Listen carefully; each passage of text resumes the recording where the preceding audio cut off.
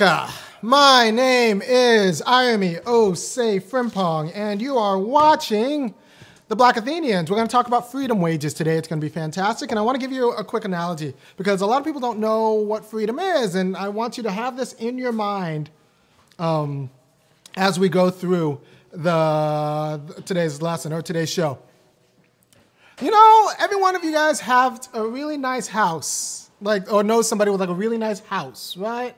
You know somebody with a really nice house. This is your friend with maybe a little bit of money, I don't know. But they somehow have a really nice house with really fragile stuff that they don't want you to break, right? And then you go over to this really nice house with this really fragile stuff that they don't want you to break. And if you're like me, you have 3 kids, a 5-year-old, a 3-year-old, and a 7-month-old.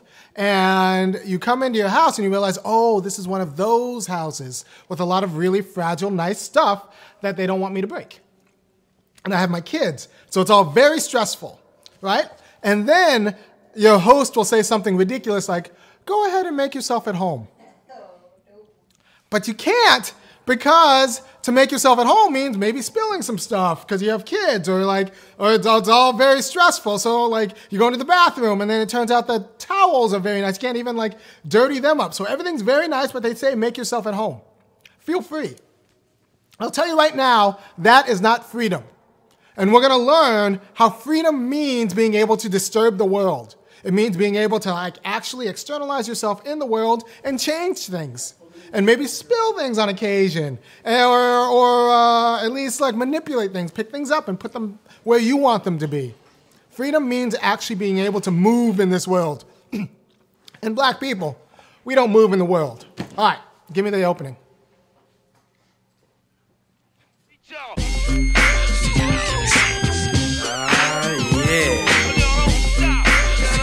Sound good to me. Never change the ways for the world or the government. If I was the president, then I would state facts. You leave it up to me, I paint the White House black and it can feature in your front.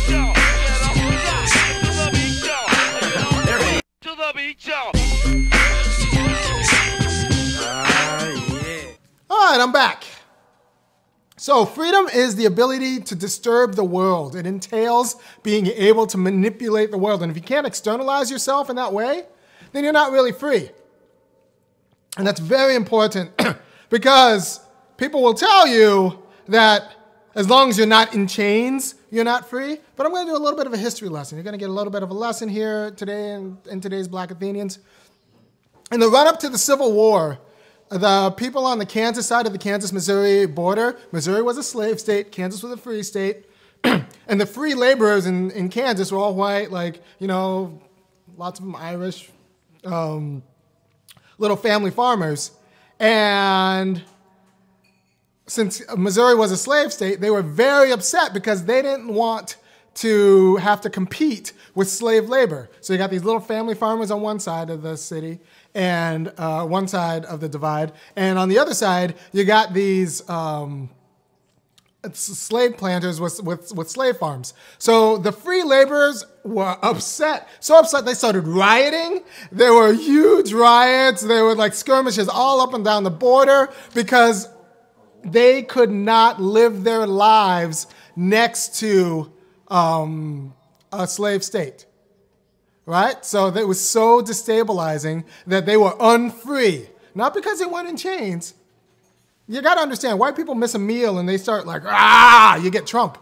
So so they were in Kansas. They just wanted to be free laborers in Kansas, but they didn't want to have to compete with the slave economy in Missouri. So there were border skirmishes all up and down. It's called Bleeding Kansas. There have been books around it, or Bloody Kansas. It was all because of the free laborers in Kansas being ticked at the fact of enslaved laborers on the other side.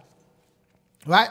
So the issue came down to not slavery, but just a form of unfreedom. Just by having them over there. Having slaves over there made the Kansas people so unfree that they went to riot. There's another story during the run-up, and that's the reason why the Kansas family farmers joined the Union. It's not that they cared about black people. They weren't huge fans of the Negro. They just didn't want to have to compete with slave labor. And that the unfreedom of having to compete with slave labor got these Kansas people, one, violently having skirmishes on the border, and two, joining in the Union Army. Right? And that's a form of unfreedom. So anybody who tells you that like black people, you're free because you're not in chains, they're like, no. Freedom has to be more robust than that. Because the Kansas people weren't in chains. They just knew that unfreedom is having to compete with, and for your livelihood and for your life, was having to compete with slave labor. They were not willing to do that. That was a form of oppression. So they fought. During the run-up to the New Deal, actually, something similar happened in Iowa, where these small farmers were getting squeezed out by banks, and there's a really good article here. I didn't bring it up. Anyway, they were getting squeezed out by bankers and other bigger farmers, industrial farmers. So what they did was they started like actually holding their towns hostage and putting up roadblocks. If you just put in 30s farmers, not just Iowa, but 30s farmers in Google, like the information will come up. And strikes, farm strikes, it'll come up. But they could not live their life by their work, so they just shut it down. Not because they were in chains, but because they could not live their life by their work. So they were pouring milk out down the, instead of selling it at below cost, they would pour it out, and they would have blockades, and there's women and men. Like one of the major organizers was a woman, Mother something, not Mother Jones, but a different mother. And they got called all these names. But the idea is that freedom is more robust than just not being in chains. The problem is we've been taught that as long as you're not physically in chains, you're free. And that's just not true. That's just not true. As long as you're still a tool of somebody else, or not able to survive and thrive on your wages if you work, or on your farm if you're a farmer, it's a form of unfreedom. Right? And whereas the bloody Kansas ended with the Civil War, the farming strikes ended or was greatly attenuated with the New Deal, right? And they included subsidies, and so these actions worked. These actions worked to secure freedom for people to work, but also make enough money from their work and from their labor so that they weren't exploited, and so that they could actually live. Because it's not enough just to make enough to survive. You need to be able to actually do things. I hear stories of people. I have a lot of friends who lived in New York. Am I okay? Okay, good. So I hear stories of people. I have a lot of friends who lived in New York when they're in their 20s. They're in their young 20s or mid-20s. And they didn't have any money. So they're in New York. They didn't have any money. And they were like, it was the most stressful, exhausting experience I could ever imagine. So the idea is that you're in the greatest city in the world, quote, but it's not like you can go see Hamilton. You can't live that life. You're not actually free in New York. You're just stressed, and everything costs. So that's not freedom. So real freedom would be the ability to actually engage in civil society, right? So the question is, how many black people do you know are free? And then how many black people do you know have contact freedom? And when you say, what's contact freedom? I call contact freedom, it's kind of like a contact high. You're next to white people. So it's not like the water is clear in your faucet because the state makes sure that in all black communities they have clean water.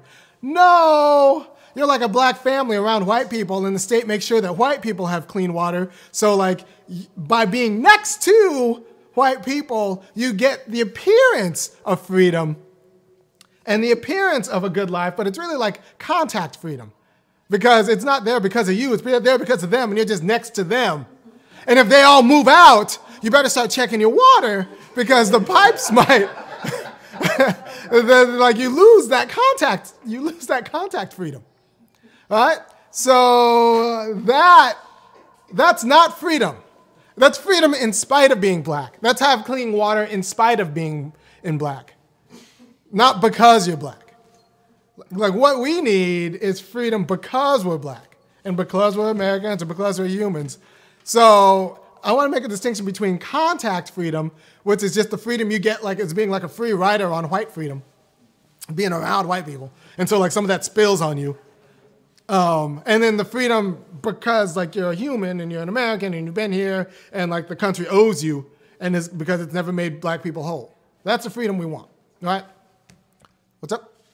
That's fantastic. That is absolutely True. Yeah. the most emotionally true thing.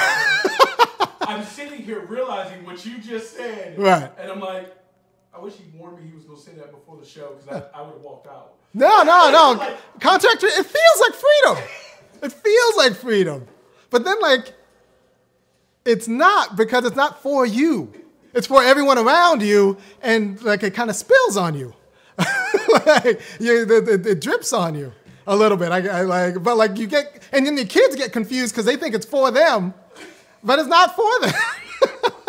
So you got a lot of people, a lot of black kids who grew up in the suburbs who got hooked on contact freedom, and then they go around and they realize that it was never for them. That's unfortunate. Yeah, that's unfortunate. You can monitor. Do you mind monitoring the chat and keep that up to date? It is currently mostly me going, I'm done. Okay. So yeah, there's contact freedom. So real freedom means you being able to actually like make moves in the world. It's not just in your head because we don't even really have control of that. Right? Like how much of in your head is really you and then how much of it is TV? And then if it's TV, how much of that is like people who want to sell you things that might not be about black life? Like and sell you most of it. Yeah. Well, I've thoughts about Black Panther, but we're not going to talk about that because that's not what we do here. Although, let me tell you, the one guy who was about black people ended up dying. No, two people. There were two people who were definitely about black people. Who were definitely about like black life, both in the United States and worldwide. Both those people ended up dead by the Black Panther. So I got this.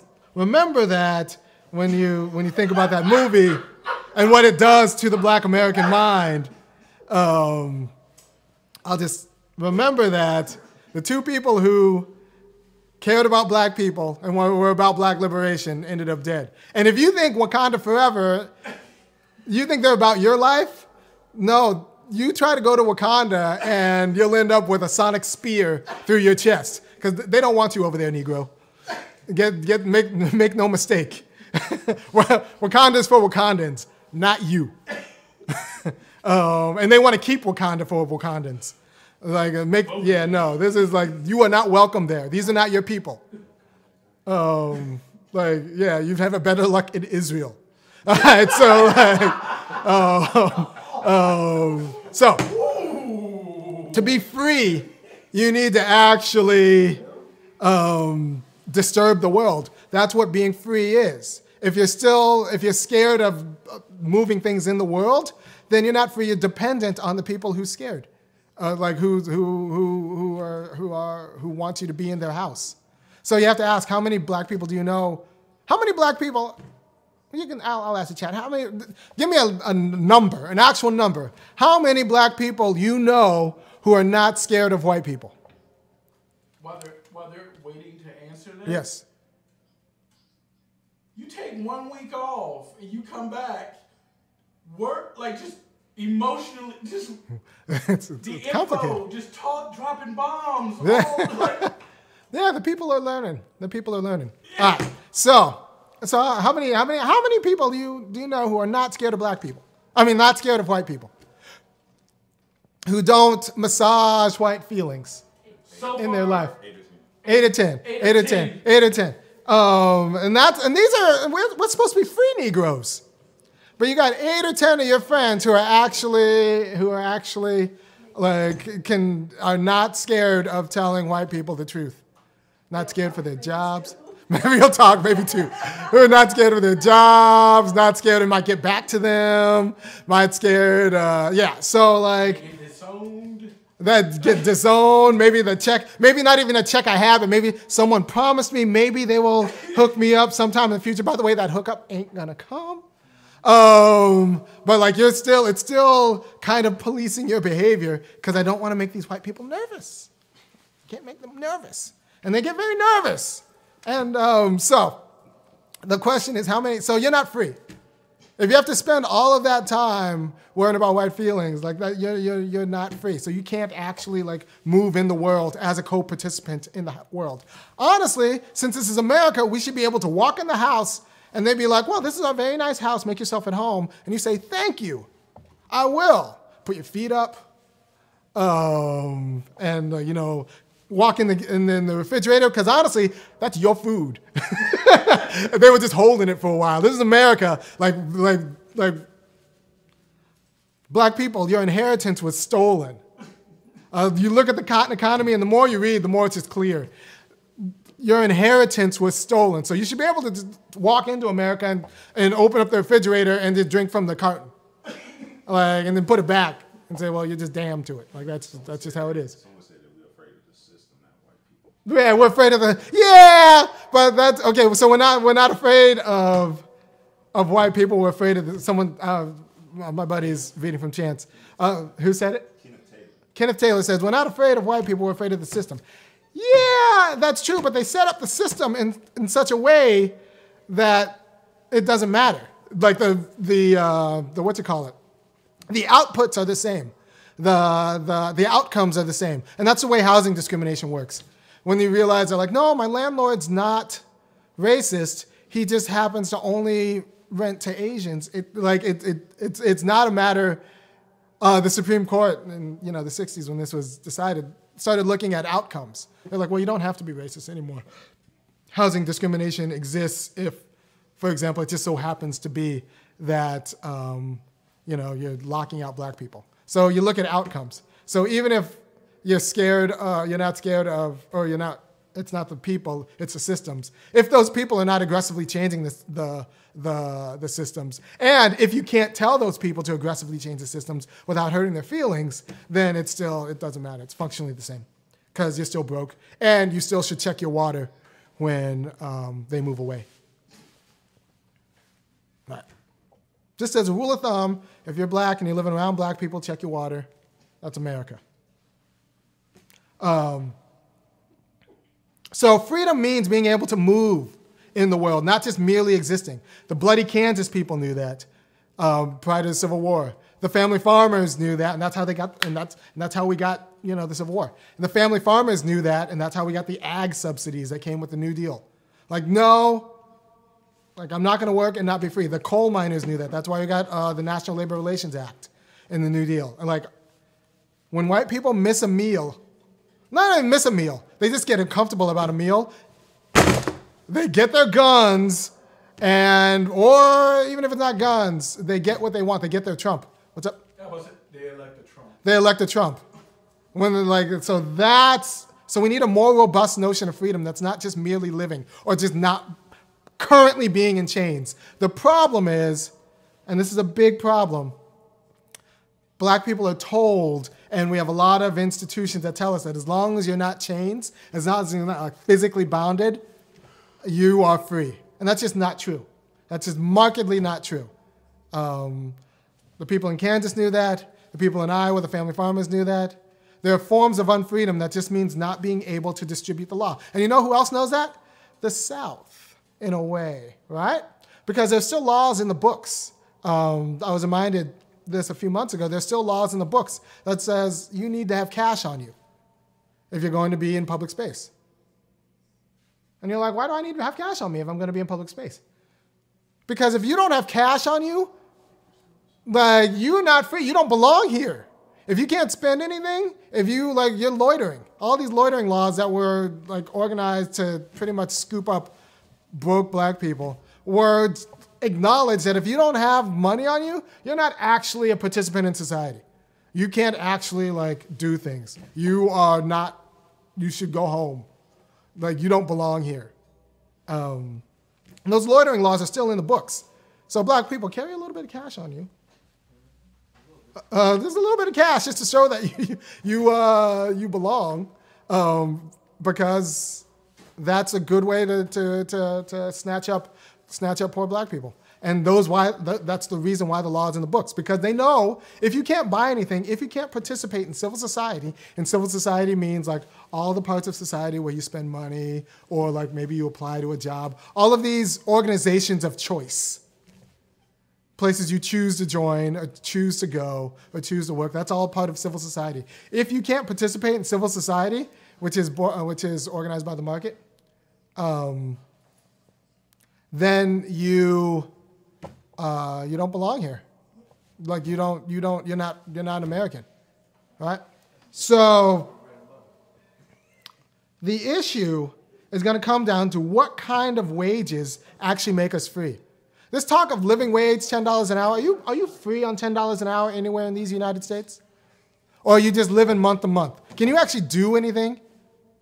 Can you make moves in the world on $10 an hour? You're not free. You're just taking up space until you die. And your parents, until you die and the rest of your family have to go into debt to pay for your funeral. You're not free, right? And so what kind of wages will make you free? And I will tell you, I was a young man making $11 an hour as a grocery clerk. And I was a grocery clerk. I was very good. By the way, working at a grocery store, it's kind of like speed dating. You meet a lot of people. You know, it's a good job. But I was working $11 an hour working there.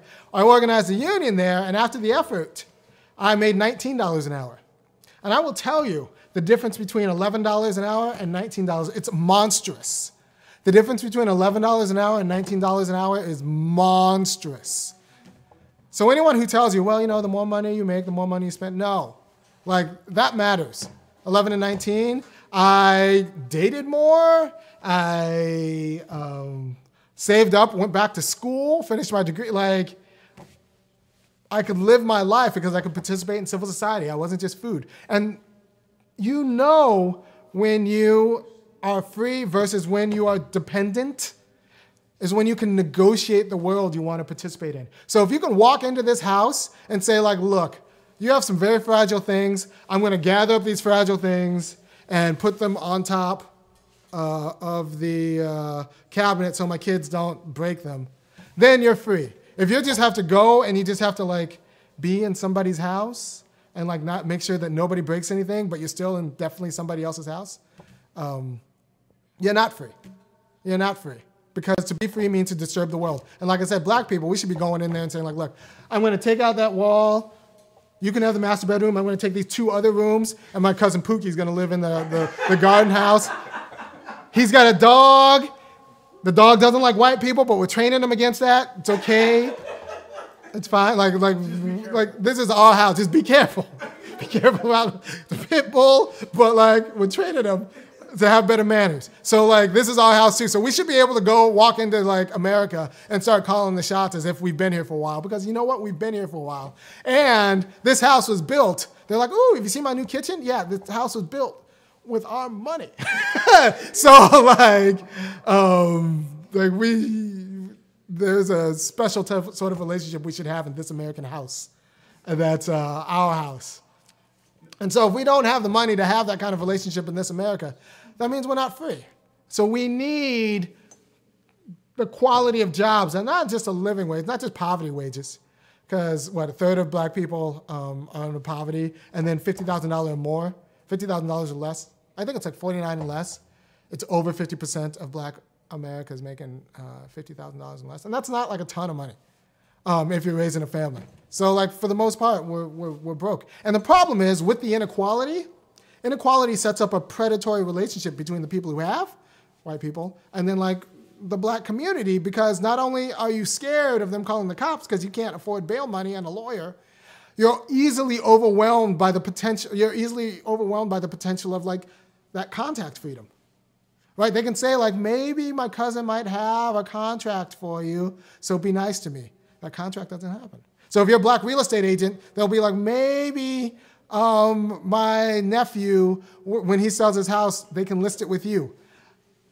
that hookup doesn't happen because that nephew has another friend who's a real estate agent who's not you. So like the potential of contact freedom gets you dependent on their favor. And like what we need to become as black people is people who demand justice, not depend on white charity or largesse, right? That's the goal. I'm going to talk a lot about politics from now until the election on May 22nd. And I'm going to talk a lot about labor from now and through the anniversary of King's assassination on the April 4th. But we need wages that are not just, don't let anyone make you think that you should be grateful for poverty wages or even above poverty wages, $11 an hour, $12 an hour. Those aren't freedom wages because freedom wages entail you being able to participate in civil society. That means not just paying rent and not just paying your light bill, but that means actually being able to tithe to your church in a way that actually sustains the church. Not just as like a token tithe, but in a way that actually sustains the church. Or like join the NAACP or start your own group with your other friends who aren't in debt. Freedom wages is a community property. It's not just one person has freedom wages. You don't have freedom wages unless everybody has freedom wages, because that means you're free. Because I'll tell you, if you're just the one Negro with money around everybody else who's poor, you are not free, my friend. You are not free. You can't go outside. Can't answer the phone because people will hit you up. You can't go to church because like if you're in church and everybody else in church is broke, when the roof needs fixing, they pass a plate around, but then the pastor looks at you real special. Because you're the Negro with a job not freedom wages, with like fair wages. Because they don't become freedom wages until everybody else around you has them. And then you're free, right? You don't have the extra burden. And America puts its unfreedom onto black people. Someone said if you are rich around poor people, you are not free, you are food. If you're rich around poor people, you are not free, you are food. That is true. That is true. And nobody wants to be food. You don't want to be food for them. You don't want to be food for people who could overwhelm you with money. We don't want black people to be food. Food no more.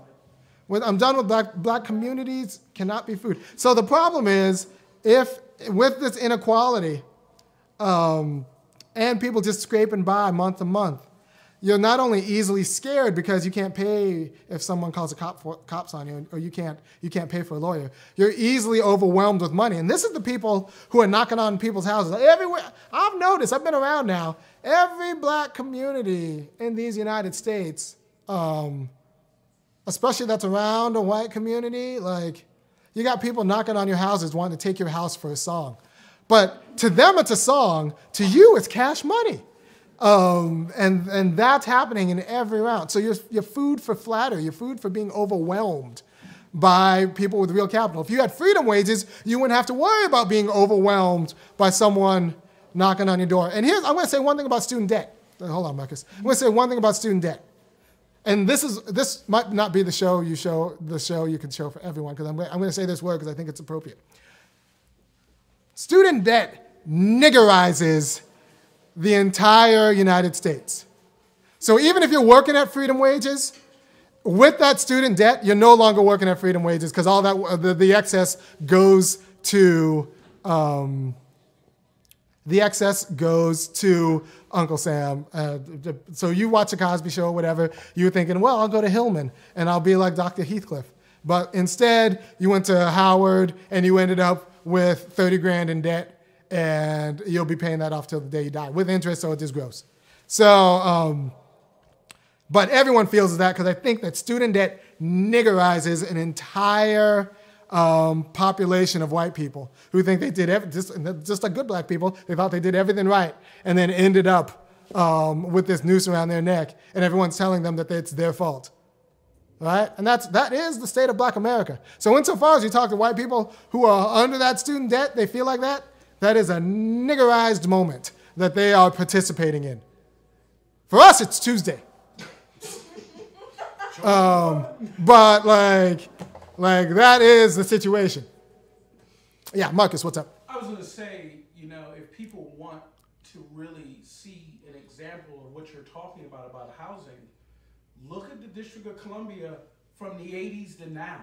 Right. Like, DC is a great example of exactly what you're talking about. Knocking on the doors, okay. Yeah, so Marcus, you don't have a microphone, so I'm going to have to repeat what you said. All right, so Marcus just said, if you, like, you don't have to look at now, although you see the signs, we buy houses for cash. Now, look at DC when they actually were bought.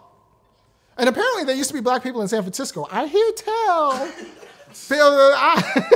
I hear tell stories where there was once a Negro in San Francisco. But DC used to be legit chocolate city. It used to be legit chocolate city. That wasn't a euphemism. They were just full of black people. 98%. 98%. And what's up? Atlanta too? Well, Atlanta still has black Atlanta people. got it after DC. But yeah, like we're gonna talk about DC. And apparently throughout the 80s and 90s, like those people were knocking on doors saying, we'll buy your house for cash. And you know, yeah, it's in Athens. It's everywhere now. It's everywhere people want. It's everywhere people want. And you're overwhelmed with it because you're not independently wealthy. I mean, you're not being paid at freedom wages. So when someone offers you $60,000 cash for your $200,000 house that you can barely pay taxes on, you're going to take the cash because that's cash. And people want money because that's why they call it money. And but if you're really free, if you're really independent, you would be able to say no to that and say like, no, this is my legacy. I'm leaving it to my kids. So this is, it's important to actually start talking in terms of freedom wages. What are the wages that would make you independent? And what are the community-wide wages that would make you independent? You'd be able to tithe. You'd be able to join your NAACP. You'd be able to form a club. You may be able to save a little bit and start your own business. Fail, save for another year, and start it again. Like, that's what freedom is. It's not just not being in chains. And anyone who tells you it's just a matter of not being in chains is a con, is lying to you. Because when white people, when they don't get that full freedom, they get mad and they get their freedom. Because like you get freedom through politics or the Civil War. But like the farmers in the 30s got it through politics. They got their New Deal. The coal miners, they got their New Deal. But we're being told we have an artificially low bar for freedom. Right? It's a low bar. White people freedom, they still get a lot of stuff. Black people, we should just be happy with not being in chains. And if you don't get that, it's your choice. It's bad. You made bad choices. Right? And that's an asymmetrical standard because they know that like this not being in chains and just living month to month, but like your car can't break down or your roof can't leak or like you're still under debt. That's not freedom because you can't actually participate in America. You can't actually participate. You can't lobby congressmen because, you know, a good way to lobby congressmen is to actually give them money, and you can't do that. So we need full freedom, which means freedom wages, which isn't just a property of an individual. It's a property of everyone around you having freedom, full wages. So when something happens at church or something happens in your club, you can pass the hat once, and everybody can pay their fair share. It's not just the one Negro with a six-figure job who has to float everybody else. That's not freedom. Because, yeah, it's just not a free relationship. Plus, that one guy, when they walk out, they always have to worry about people looking in their wallet, looking in their pocket for something. So freedom means going out and hanging out without getting hit up for an exorbitant amount, without having to hold up a neighborhood. And this is what happens with a lot of NBA players. Apparently, I saw a stat, this is a few years ago, 80% of them go bankrupt. But it's because when they come up, they have to try to take their whole neighborhood with them. And that's not, like, nobody makes that kind of money. Yeah. And the media loves to run stories about how they've gone broke without explaining how they went broke. Right. It's not just financial literacy. It's that they wanted to be with people. And if they wanted to be with people who want sharks. So they brought up their people, but their people didn't have any money. So they had to float for all their money. And so also, and I think someone told me that LeBron did this different. And he was smart because as soon as he made it when he was like 18, he was like, all right, so I'm going to pay for all my people's college because like I'm going to be playing basketball for 10, 15 years. So I'm going to need them to go to college. And so like I trust them. So I'm going to like hook all of them up like stably. So he created, like he had like a 15-year plan. So when he turned 35, it wasn't going to be like him with a lot of money, but like all of his people are still broke. So he had like a plan, or if he didn't have a plan, that's a great story, and you should have a plan. I like that. Like you put all your friends through college and pay for all of that, and so that in 10 years you have both your people and you have them be loyal and smart and competent, and you don't have to worry about some shark who comes to bite you, and you don't have to worry about like some elder who actually doesn't really know that much. So you build your people because you have to build your freedom. You stabilize your whole time. But you had to come in with a plan like that. You can't just bring up, he was like, all right, so I need to put all you guys through college so that like later on there'll be at least 10 of us and like you'll all be smart in different ways. And if he's smart, he would have sent them off like the winds. Put like you put two in Boston somewhere, 2 in Atlanta, 2 in San Francisco, and then like you all come back to Cleveland and everyone's got their contacts and like you built kind of your people. So I'm just talking. But I think it's important to know that freedom wages, don't let people say like, well, living wage is $11. It's better than $7. Yeah, you're not free though. We want freedom wages. Freedom wages, which means that you could participate in the world. You can go out on dates. And like the difference between my $11 an hour pre-union and my $19 an hour post-union, and this is 15 years ago, was that at $19, I felt like I was free in the way that I was simply not at $11 an hour living month to month in Oakland. So I hope this has been educational. And I should take phone calls. I haven't hooked that up yet. It's on my list. I want to say a few things. Cheesecake-topia, right? Cheesecake-topia. If they just put in Cheesecake-topia in Facebook, it'll come up.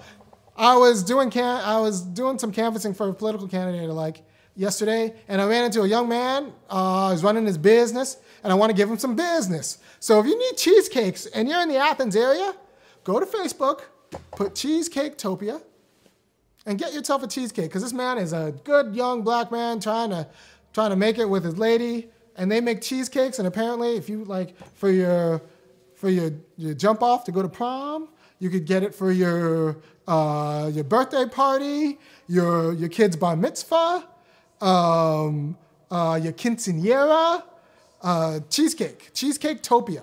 He makes cheesecake, he makes all sorts of cheesecakes, and I think you should go to Cheesecake-topia and keep it, and his name is Marcus, he's fantastic, and let's hook him up with some business. Are you taking any questions? Yeah, I'll take some questions. What's up? Let's also point out that cheesecake is one of those things you can do because it's Saturday. Yeah. So oh yeah. You don't, and cheesecakes are just delicious. So you don't need an event. If you just want a cheesecake and you got like a dub or not $20 hanging in your pocket or $15 even, I think he has very reasonable rates. And you're in the Athens area, go to Cheesecake-topia. Get this man some business. If you're just hanging out with your friends, it's Sunday dinner, and you want a cheesecake to wash down some of that truth. Because you can't get full off the truth. You get that word, and you need something to marinate. Go and get yourself a cheesecake. Or when you have your little viewing parties for the Black Athenians, get yourself a cheesecake. Cheesecake-topia. Go to Facebook, and we're gonna take a question. What's up, Dan? Give me a question. No one's asking no questions. Okay, yeah, I'll take a handful of questions in the YouTube. I'm gonna open up phones. I have a thing. Oh, I wanted to say, I'm also working on a press, right? It's very important to me that we have a hard press. So I want the Black Athenians as an actual thing that people hold. And to do that, I'm going to need money. So go to thefunkyacademic.com or funkyacademic.com. It's not up now. Go to funkyacademic.com and sign up to be a member because you like what I do and you think it's important for the community and Next week, we're going to talk about political accountability, and it's going to be a fantastic show. But you like what I do, you want me to keep doing it, and you want it to grow. And the best way for it to grow is if I get access to a hard press. And so we can do these issues in print. And I distribute, it'd be a distribution, I have kind of a plan. It'd be a distribution team in Athens, but also you'd be able to sign up for it. And it would be mailed to your place. So go to funkyacademic.com. Kick down for $5, $10, $15, $50. I have a few people. Okay, not a few people. What type of press are you looking for? A press? I think at this stage it'll just be an 11 by 17 folded.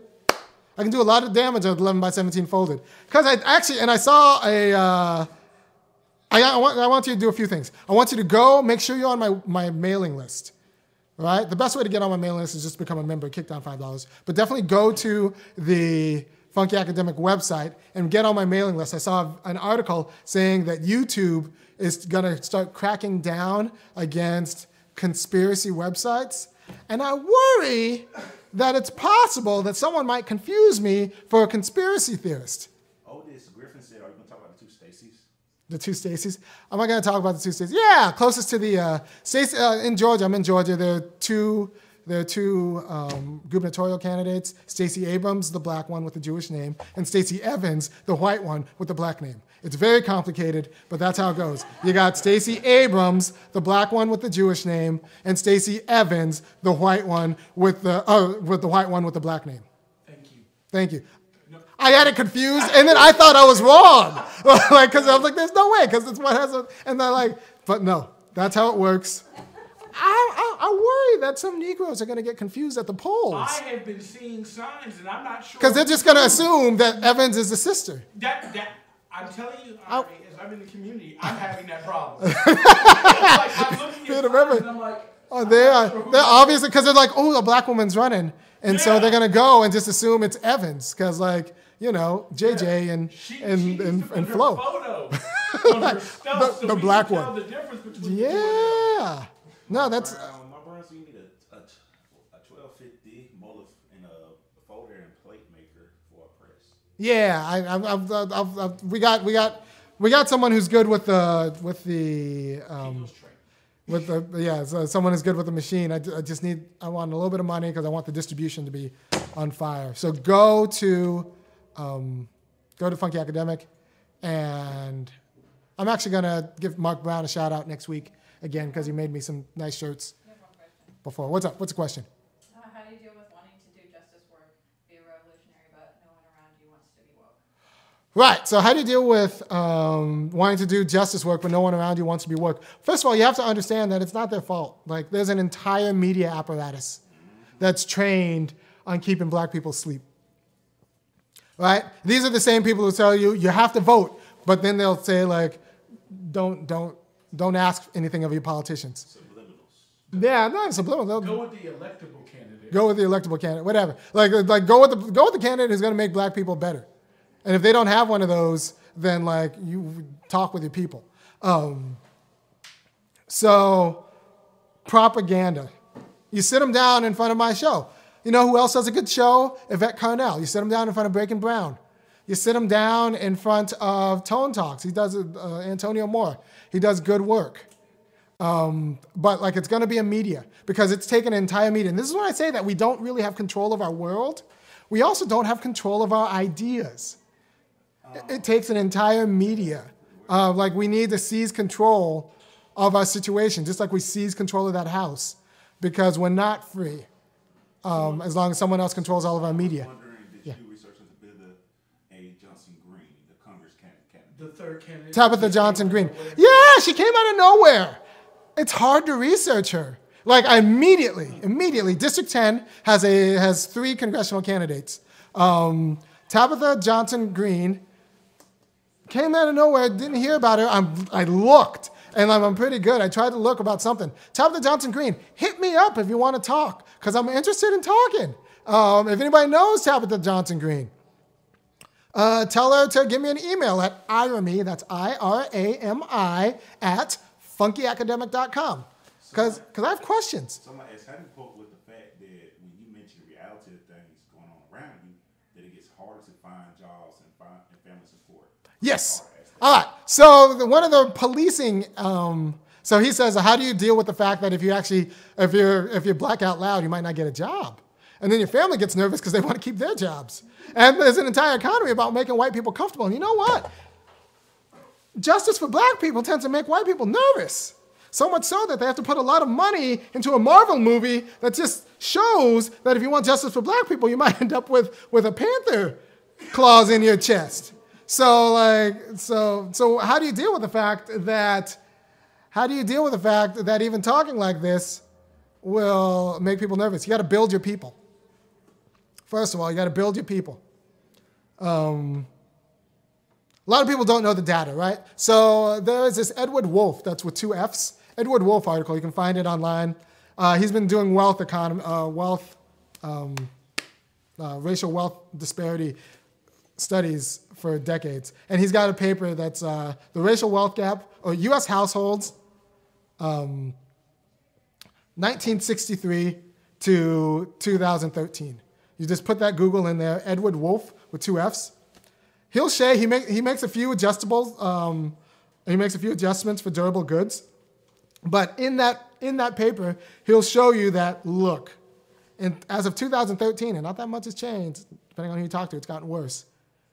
The median white net worth, with a few adjustments, was $116,000. Median. That just means that there's as many above as there are below. Whereas the median black net worth was at $1,700. Let me tell you, at $1,700, you can't make moves. And at $1,700, you are food for these people because they can do anything they want because they can pay for lawyers. And they can do anything what they want because they can just bribe you because at $1,700, you're a thirsty, thirsty people. So we need to rectify that inequality. Show them that kind of data from the Edward Wolfe piece.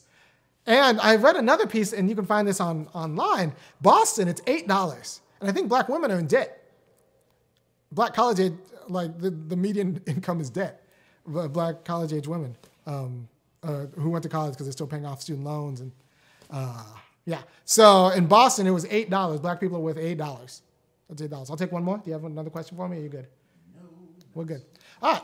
So I hope you guys got what you need. Remember, a few things. Freedom wages are a community property.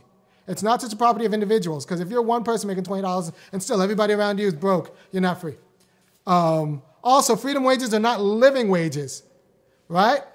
If you're living month to month, but you can't actually make moves in society, you can't control your own media, you can't control your own house, you can't actually save up and do things. Fail, save up and do it again, then you're not free. And that's important.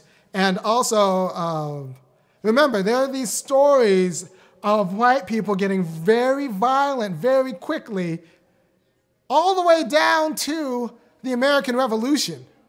They weren't in chains. They just didn't get they didn't like their taxes and they didn't like their representation.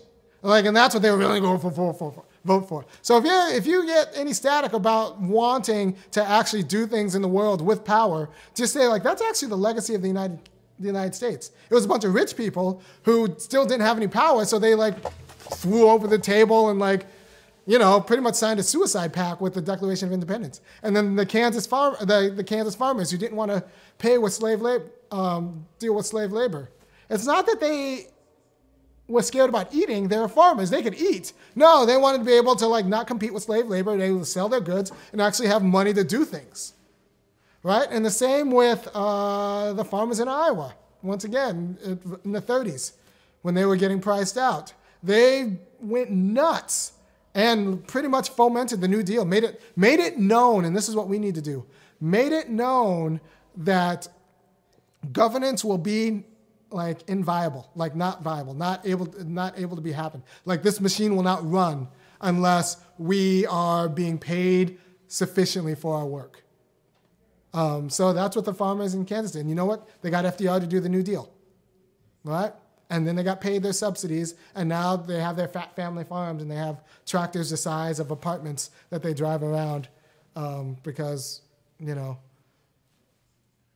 mean like the Spencer family? The Spencer family. Yeah, like the Spencer family, right? Can talk about that another time. So remember those things about freedom wages. Don't let anyone sucker you into poverty wages. Ask you, will this let me free? Will this let me be free? Which means, will this let me be an active part in civil society, or will this just keep me month to month? Because if you're just month to month, you're not free. If you're just month to month with good health, you're not free. And then like your health fails, and then you're really not free. Also, I talk a lot about wages and jobs, and some people want to say like, well, we just need better services. I have a problem with that because I think if you pay people enough, they can get their own services. A lot of these services come in lieu of paying people enough. So pay people to work, and then they'll buy their own services. And also, having white service providers and nonprofits, depending on white charity, providing services, it's a kind of paternalism, right? So it's not self-determination. I want people to be able to pick what services they want, which groups they want to belong to, not depend on the largesse of like a nonprofit that depends on the yeah. Someone asked if YouTube's come fair hard at 451, you will be the one who disappeared. Yeah. And align with other campuses in the other part of the country as a partner involved. Right. Do you know a student group at another school? Do I know of student groups at another school? No, I mean, I know some student groups at UGA. First of all, this is the kind of thing, at your next NAACP meeting, just screen. Just screen. This is very important information I'm giving here, so you should just screen it. Or your next Black Lives Matter meeting, just screen this, and then talk about it and hit me up, and like we'll talk. This is I'm doing good work. If you're on a listserv, if you're on HBCU and you have access to the listserv, just send this video out. Send it out, because I think it's good work, and I think I try to do good work here. And the next show is going to be good, and try to get good guests in. And so YouTube's going to take me down eventually. I don't know when. I'll be like Fred Hampton. I don't know when, but just know that when they take me out, I am a revolutionary. So YouTube's going to take me down, I suspect. So I need you guys to be on my list, my list. And the best way to get on my list is to go to the website, funkyacademic.com, they say subscribe, put your email in there. Because when I go down, I'll just come up someplace else, and I need to be able to get to my people, because the knowledge isn't going to stop. All right, is that it? Yeah, that's it. All right, thank you for your time. I'm going to see you next week, and we're going to talk about how to hold your political leaders accountable. And the ways they try to subvert that. So take care. Remember us on your Facebook. Send it around Twitter. Peace. And can you do stop? The same thing you did with the start. Do it. Stop podcasting. Stop podcasting. There you go. Stop on YouTube.